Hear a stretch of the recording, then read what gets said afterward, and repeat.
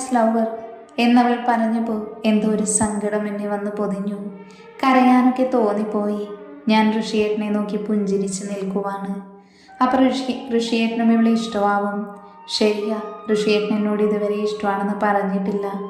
എന്നോട് ആദ്യമേ പറഞ്ഞിട്ടുണ്ട് ഭാര്യയുടെ ഒരു അവകാശവും ചോദിക്കരുതെന്ന്. ഞാനാ പൊട്ടി ഓരോന്ന് ആലോചിച്ച് കൂട്ടി. എൻ്റെ ആദി, നിനക്ക് ഈ പക്ക ലോക്കലിനെയാണോ വൈഫാക്കാൻ കിട്ടിയത്? കണ്ടില്ലേ ഓരോ വേഷം കെട്ട്. തൻ്റെ ധാവണി നോക്കിയവൾ കളിയാക്കി പറഞ്ഞു. സത്യം പറഞ്ഞ എനിക്ക് നല്ല ദേഷ്യം വന്നു.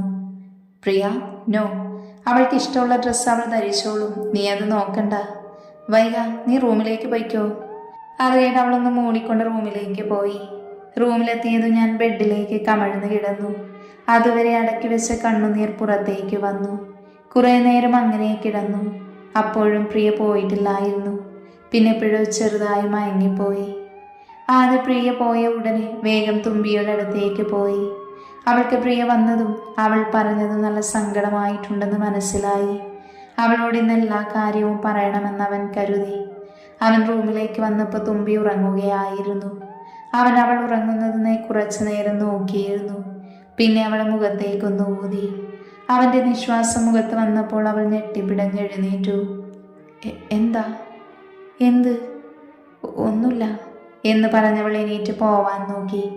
അവൾ എണീറ്റപ്പോൾ അവൻ അവളെ പിടിച്ചു വെച്ചു. അവൾ കുതറി അവൻ്റെ കയ്യിൽ നിന്ന്.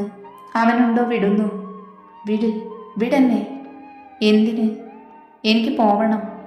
ഇല്ല, നീ എൻ്റെ അടുത്തിരിക്ക്, നമുക്ക് കുറച്ചു നേരം സ്നേഹിക്കാം. അവനൊരു കുസൃതി ചിരിയാലെ പറഞ്ഞു. അത് കേട്ടതും തുമ്പിക്ക് ദേഷ്യം വന്നു. മുഖമൊരു കൊട്ട കണക്കിനാക്കി. അത് നിങ്ങളുടെ മറ്റവളോട് പോയി പറ. അത് നീയല്ലേ? ഞാനോ? ഞാനല്ലല്ലോ. നിങ്ങൾക്ക് ഒരുവളില്ലേ പ്രിയ, അവളെ പോയി സ്നേഹിച്ചാൽ മതി, എന്നെ വിട്ടേക്ക്, അവൾ ദേഷ്യത്തോടെ പറഞ്ഞു. ഓ, അപ്പം അതാണ് കാര്യം. നിനക്ക് തീരെ കുശുമ്പില്ലല്ലോ ഭാര്യയെ. എനിക്കോ കുശുമ്പോ? എന്തിന്? അല്ല, പ്രിയൻ്റെ ലവറാണെന്ന് പറഞ്ഞിട്ട്. അവൾ ഋഷിയേട്ടൻ്റെ ലവറോ ഭാര്യയോ ആര് വേണമെങ്കിലും ആയിക്കോട്ടെ, എനിക്കെന്താ, ഞാൻ ആരുമല്ലല്ലോ. അത് പറഞ്ഞപ്പോൾ അവളുടെ സ്വരമൊന്ന് ഇടറി. അത് കേട്ടപ്പോൾ ആദിക്ക് ദേഷ്യം വന്നു. അവൻ അവളെ വലിച്ച് ബെഡിലേക്ക് ഇട്ടു. നീ എൻ്റെ ആരുമല്ലേ? അവൻ ദേഷ്യത്തോടുകൂടി ചോദിച്ചു. അല്ല. ഡീ അല്ലേന്ന്. അവളല്ലാന്ന് പറയാൻ നിന്നപ്പോഴേക്കും അവൻ അവളുടെ ആദരം കവർന്നിരുന്നു. അവൾ ആദ്യം കുതറി മാറാൻ നോക്കി, കുറേ എതിർത്തു. പക്ഷേ അവൻ്റെ കരുത്തിന് മുൻപ് അവൾക്ക് പിടിച്ചു നിൽക്കാനായില്ല. പതിയെ പതിയെ അവളുടെ എതിർപ്പുകൾ കുറഞ്ഞു. അവൾ ആ ചുംബനത്തിൽ ലയിച്ചു നിന്നു. കുറച്ചു കഴിഞ്ഞ് അവൻ അവളെ ചുംബനത്തിൽ നിന്ന് മോചിപ്പിച്ചു. എന്നിട്ട് നെറ്റിയിൽ ഒരു ചുംബനം കൊടുത്തു. എന്നിട്ട് അവളെ തൻ്റെ നെഞ്ചോട് ചേർത്ത് കുറേ നേരം അങ്ങനെ നിന്നു. പിന്നെ ആദ്യം പറഞ്ഞു തുടങ്ങി. നിനക്ക് എന്നോടൊന്നും ചോദിക്കാനില്ലേ? പ്രിയയെക്കുറിച്ച് അറിയണമെന്നില്ലേ? ഞാൻ പറയാം, ഇപ്പോഴല്ല, പിന്നെ. ഇപ്പം നീ എണീറ്റ് ഡ്രസ്സ് ചേഞ്ച് ചെയ്യ്, നമുക്ക് ഷോപ്പിങ്ങിന് പോകണം. വാ, നാളെ ഒരു പാർട്ടിയുണ്ട്. അതിനവളൊന്ന് മൂളി. അവൾ ഷോപ്പിങ്ങിന് പോയി. തുമ്പി അവൾക്കുള്ളതും ആദ്യം അവൻക്കുള്ളതും സെലക്ട് ചെയ്തു. പിന്നെ ഫുഡും കഴിച്ചവർ ഫ്ലാറ്റിലേക്ക് മടങ്ങി. പ്രിയ, നീ ആരെയാണ് വെയിറ്റ് ചെയ്യുന്നത്? അവളുടെ ഫ്രണ്ടായ മായ ചോദിച്ചു. വേറെ ആരെയാ? എൻ്റെ ആദീനെ. അവൻ മാരീഡ് അല്ലേ? പിന്നെയും എന്തിനാ അവൻ്റെ പിന്നാലെ നീ പോകുന്നേ? നോ, അവൻ എൻ്റെയാ, എൻ്റെ മാത്രം. പിന്നെ ആ വൈക അവൾ ആദ്യം തന്നെ ഒഴിവാക്കും. ബിക്കോസ് അവൻ്റെ സങ്കല്പത്തിനുള്ളൊരു പെണ്ണല്ല വൈക. അവളൊരു ലോ ക്ലാസ് ഡ്രസ്സിംഗ് ഒക്കെയാണ്, ഒരു തനി നാടൻ നാട്ടുമ്പുറത്തുകാരി. അവൾ ഒരു മാച്ചില്ല. പ്രിയ, അത് നോക്ക് നീ. അവിടേക്ക് വരുന്ന ആദിയെയും തുമ്പിയെയും ചൂണ്ടിയാണ് മായ പറഞ്ഞത്. തുമ്പിയെ കണ്ട് പ്രിയ ഒന്ന് ഞെട്ടിപ്പോയി. Priya, she is beautiful. They are made for each other. പാർട്ടിക്ക് പോവാൻ നിൽക്കുകയാണ് ആദി. അവൻ തുമ്പിയെ വെയിറ്റ് ചെയ്ത് നിൽക്കുകയാണ്. അപ്പോഴാണ് ആശു വിളിച്ചത്. അവളോട് സംസാരിക്കുന്നതിനിടയിൽ തുമ്പി വന്നു. അവളെ കണ്ട് ആദിയാകെ വണ്ടറടിച്ചു. അവൾ ധരിച്ചിരുന്നത് ഒരു black solid sleeveless round neck mini bodycon ഡ്രസ്സായിരുന്നു. മുടി അവൾ പോണി ടൈൽ കെട്ടിവെച്ചിരിക്കുന്നു. മുഖത്ത് ചായങ്ങളൊന്നും അധികമില്ലെങ്കിൽ പോലും ചുണ്ടിൽ റെഡ് ഡാഹില ഷെയ്ഡ് ലിപ്സ്റ്റിക്കും കണ്ണിൽ ഐനിയർ ചെറുതായി വരച്ചിട്ടുണ്ട്. അതുതന്നെ അവളെ കൂടുതൽ ഭംഗിയുളവാക്കി. പിന്നെ ഒരു ബ്ലാക്ക് ഹൈ ഹീൽസുമാണ് അവൾ ധരിച്ചിരുന്നത്. ആദി വേഗം ഫോൺ കട്ട് ചെയ്ത് ചോദിച്ചു, തുമ്പി നീ എന്താ ഇട്ടിരിക്കുന്നത്? ഋഷിയേട്ടൻ്റെ കണ്ണടിച്ച് പോയിട്ടൊന്നുമില്ലല്ലോ. കണ്ടില്ലേ എന്താ ഇട്ടിരിക്കുന്നതെന്ന്? നീ ഇങ്ങനത്തെ വേഷമൊന്നും ഇടാറില്ലല്ലോ. അതിനവളൊന്ന് ചിരിച്ചു. പിന്നെ ചോദിച്ചു, ഏട്ടാ ഞാൻ ഇങ്ങനത്തെ വേഷമിട്ടാ ഇഷ്ടക്കേടൊന്നുമില്ലല്ലോ, പിന്നെന്താ പ്രശ്നം? അതല്ല, നീ പ്രിയ അങ്ങനെ പറഞ്ഞിട്ടാണോ ഇതിട്ടിരിക്കുന്നേ? നോ, ഒരിക്കലുമല്ല. പിന്നെ എനിക്ക് കുറച്ച് മോഡേൺ ഡ്രസ്സ് ഇടുന്നതാണിഷ്ടം. പിന്നെ നാട്ടിൽ വല്ലമിടാൻ സമ്മതിക്കില്ല, അതാണ്. ഓക്കെ ഫൈൻ, ഏതായാലും യു ലുക്കിംഗ് പ്രിറ്റിയാ. നിനക്കിതാ പെർഫെക്റ്റ് മാച്ച്. അതിനവളൊന്ന് പുഞ്ചിരിച്ചു. പിന്നെ അവർ പാർട്ടിക്ക് പോയി. അവിടെ പ്രിയനെ കണ്ടിരുന്നെങ്കിലും മൈൻഡ് ചെയ്തില്ല. തുമ്പി അവിടെ കുറേ പേരെ പരിചയപ്പെട്ടൊക്കെ ചെയ്തു. പ്രിയ, ഇനിയും നീ ആദിയുടെ പിന്നാലെ പോവാണോ? നോക്ക്, നീ ഇന്നത്തെ ലൈഫ് തന്നെ വൈകിയാണ്, മായ പ്രിയോടായി പറഞ്ഞു. നോ, ഇല്ല, വിട്ടുകൊടുക്കില്ല ഞാൻ. എൻ്റെ ആദി, അവൻ എൻ്റെയാ, എൻ്റേത് മാത്രം. പിന്നെ അവളുടെ ശല്യം ഇന്നത്തോടെ തീരും, നീ നോക്കിക്കോ. നീ എന്താ ചെയ്യാൻ പോകുന്ന പ്രിയ? നോക്ക്, ഞാൻ അവളെയൊന്നും ചെയ്യുന്നില്ല. പിന്നെ ഇന്നത്തോടുകൂടി അവൾ തന്നെ അവനെ ഒഴിവാക്കിക്കോളും. എങ്ങനെ? Wait and watch my dear. കുറച്ച് കഴിഞ്ഞതും ആദ്യം ഒറ്റയ്ക്കിരിക്കുന്നത് കണ്ട് കയ്യിൽ 2 ജ്യൂസുമായി അവൻ്റെ അടുത്തേക്ക് പോയി. ഹായ് ആദി എന്ന് പറഞ്ഞവനെ പുണർന്നു. പ്രിയ, എന്താ അത് ഇവിടെ ഒറ്റയ്ക്കിരിക്കുന്നേ? നത്തിങ്ങയാ, ഒരു കോള് വന്നു, അതാണ്. ഓ, എന്നാ ഈ ജ്യൂസ് കുടിക്ക്, ഞാൻ നിനക്ക് വേണ്ടി കൊണ്ടുവന്നതാ. എന്നാ ഇങ്ങോട്ട് താ എന്ന് പറഞ്ഞവൻ ആ ജ്യൂസ് കുടിച്ചു. അത് കുടിച്ചതും പ്രിയ തൻ്റെ പ്ലാൻ വിജയിച്ച സന്തോഷത്തിലായിരുന്നു. ആദിക്കത് കുടിച്ചതും തലയ്ക്ക് എന്തൊക്കെയോ പോലെ തോന്നി. അവൻ നടന്നു അവൻ്റെ കുറച്ച് ഫ്രണ്ട്സിൻ്റെ അടുത്തേക്ക് പോയി. ആദ്യ ആ സമയം ആ ജ്യൂസ് കുടിച്ച ഹാങ് ഓവറിൽ അവിടെ ഇരുന്ന് കുപ്പി പൊട്ടിച്ചു. ബാക്കിയുള്ളവരുടെ കൂടെ ചേർന്ന് കമ്പനി കൊടുക്കാൻ തുടങ്ങി. തുമ്പിക്ക് ഒറ്റയ്ക്കിരുന്നിട്ട് ബോറായിരിക്കുമായിരുന്നു.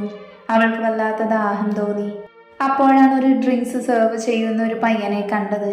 അവൻ്റെ കയ്യിൽ നിന്ന് ഒരു ജ്യൂസ് എടുത്ത് കുടിച്ചു. അത് വോഡ്ക മിക്സ് ചെയ്ത ജ്യൂസായിരുന്നു. തുമ്പിക്കതറിയില്ലായിരുന്നു. തുമ്പി ജ്യൂസും കുടിച്ച് ചുറ്റുമൊന്ന് നോക്കിയിരുന്നു. കുറച്ചു കഴിഞ്ഞതും കണ്ണ് ഒരുമാതിരിയായി മങ്ങുന്ന പോലെയൊക്കെ തോന്നി. തുമ്പിയാണെങ്കിൽ തലയൊന്ന് കുടഞ്ഞുകൊണ്ട് തലയ്ക്ക് കൈ കൊടുത്തിരുന്നു. Anything else madam? അവിടെ ഡ്രിങ്ക് സെർവ് ചെയ്യാൻ നിന്ന പയ്യൻ ചോദിച്ചു. അവളൊന്ന് മൂടിക്കൊണ്ട് തുമ്പി തലയാട്ടി. കുടിക്കുന്ന പോലെ ആംഗ്യം കാണിച്ചതും അവൻ അവളുടെ ഇരിപ്പ് കണ്ടിട്ട് കാര്യം മനസ്സിലായതുപോലെ ഡ്രിങ്ക്സ് കൊടുത്തിട്ട് പോയി. തുമ്പി അപ്പോഴത്തെ ഒരു പരവേശത്തിൽ അത് മുഴുവൻ അങ്ങ് കുടിച്ചു. ഉള്ളിൽ കൂടി എന്തോ കരണ്ട് പാസ് ചെയ്തതുപോലെ തോന്നി തുമ്പിക്ക്. ഒന്നവൾ വിറച്ചുപോയി. പിന്നെ ചുറ്റും നോക്കിയപ്പോൾ ഓരോന്നും ഓരോ കോലത്തിൽ കിടന്ന് തുള്ളുന്നു. തുമ്പിയാണെങ്കിൽ അവിടുത്തെ സൗണ്ടിനനുസരിച്ച് തലയിട്ടാട്ടി അവിടെ തന്നെ ഇരുന്ന് എല്ലാവരെയും നോക്കി ചിരിച്ചു. ആദ്യയിടയ്ക്ക് എന്തോ ഒരു ചിന്തയിൽ തുമ്പിയെ നോക്കി. അവൾ ആരെയും ശ്രദ്ധിക്കാതെ നിന്ന് ഡാൻസ് കളിക്കുവാണ്. അതുകണ്ട് ആദിയുടെ കണ്ണുകൾ വിടർന്നു. അവൻ ആടിയാടി അവളുടെ അടുത്തേക്ക് ചെന്നു.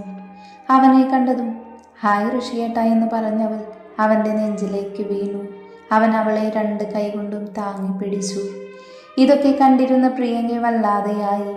തൻ്റെ പ്ലാൻ പാളിപ്പോകുന്നവൾ വിചാരിച്ചു. അവൾ അവരെ തന്നെ നോക്കി നിന്നു. പാർട്ടിക്ക് വന്ന സിദ്ധു കാണുന്നത് തൻ്റെ പെങ്ങളും അളിയനും അടിച്ച് ഫിറ്റായി നിൽക്കുന്നതാണ്. അവൻ തലയ്ക്ക് കൈ കൊടുത്ത് കുറച്ചു നേരം അങ്ങനെ നിന്നു. എന്നിട്ട് അവരുടെ അടുത്തേക്ക് പോയി. ഹായ് സിദ്ധു ഏട്ടാ, തുമ്പി കുഴഞ്ഞു പറഞ്ഞു. നിങ്ങൾ 2 പേരും വന്നേ. 2 പേരും ഒരുപോലെ ഇല്ല എന്ന് പറഞ്ഞു. സിദ്ധു അവരെ 2 പേരെയും വലിച്ച് പുറത്തേക്ക് കൊണ്ടുപോയി. ഷേ, പ്രിയ പറഞ്ഞു. തൻ്റെ പ്ലാൻ പൊളിഞ്ഞതിൽ അവൾക്ക് എന്തെന്നില്ലാത്ത ദേഷ്യം വന്നു. സിദ്ധു 2 പേരെയും ഫ്ലാറ്റിലാക്കി പോയി.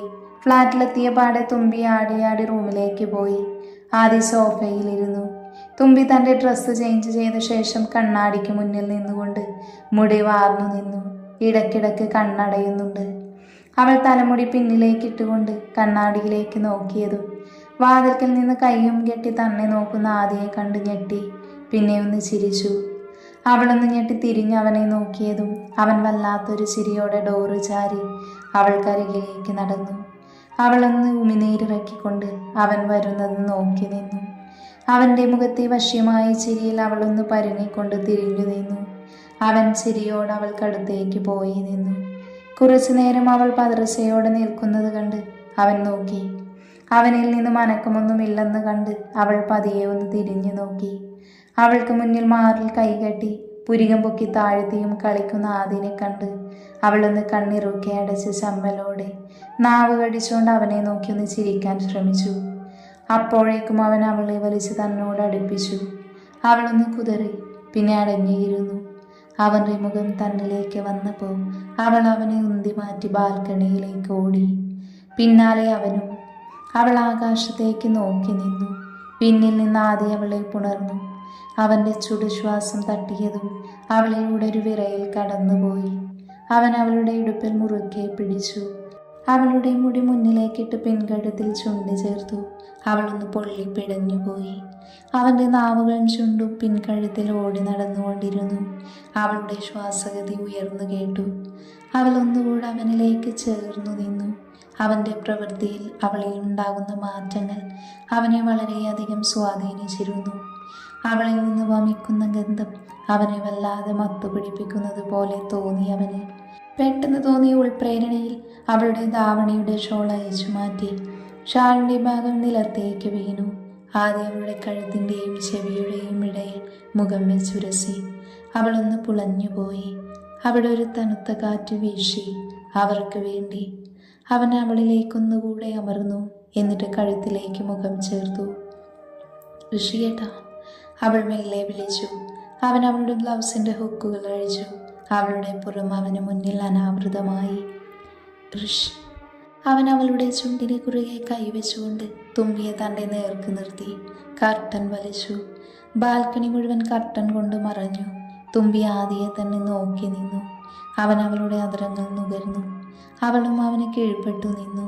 ചുംബനത്തിൻ്റെ തീവ്രത കൂടുന്നതിനനുസരിച്ച് ആദിയുടെ കൈകൾ അവളുടെ മേനയിലാകെ ഓടി നടന്നു. അവൻ അവളെ കൊണ്ട് നിലത്തേക്ക് കിടന്നു. മതിവരാതെ അവൻ അവളുടെ തേൻ നുകർന്നു. ശ്വാസമെടുക്കാൻ ബുദ്ധിമുട്ടിയതും അവരുടെ അധരങ്ങൾ വേർപെട്ടു. അവൾക്ക് അവനെ നോക്കാനായില്ല. തുമ്പി, അവൻ ആർദ്രമായി വിളിച്ചു. അതിൽ ചെറുതായി ഒന്ന് മൂടി അവൾ. ഞാൻ എടുത്തോട്ട് നിന്നെ എൻ്റെ സ്വന്തമായി. അവൻ ചോദിച്ചതും അവൾ അവനെ തന്നെ നോക്കി. പിന്നെ സമ്മതമെന്ന പോലെ അവൻ്റെ നെഞ്ചിൽ മുഖം ഒളിപ്പിച്ചു. ആദ്യവൻ്റെ ഷർട്ടിൻ്റെ ബട്ടണുകൾ വലിച്ചു പൊട്ടിച്ചു. ഷർട്ട് വലിച്ചെറിഞ്ഞു. അവൾ അവൻ്റെ കണ്ണിലേക്ക് തന്നെ ഉറ്റുനോക്കി. അവൻക്ക് അവനെ തന്നെ നിയന്ത്രിക്കാനായില്ല. അവൻ അവളിലേക്ക് അമർന്നു. അവൻ്റെ അതിരങ്ങൾ അവളുടെ മേനിയാകെ ഓടി നടന്നു. അവന് രണ്ടുപേരിലുമുള്ള മറകളെല്ലാം മാറ്റി നിർത്തി. പയ്യെ ചെറുനോവോടെ അവൻ അവളിലേക്ക് ഒഴുകിയിറങ്ങി. അവനിലെ പ്രണയം അവളിലേക്ക് ഒഴുകുമ്പോൾ അവളിലെ സ്ത്രീ തന്നെ പരിപൂർണമാക്കിയവനോടുള്ള പ്രണയത്തിൽ 2 തുള്ളി കണ്ണുനീർ വീണു. ആ രാത്രിയിൽ അവരുടെ 2 പേരുടെയും പ്രണയ നിമിഷങ്ങളായിരുന്നു.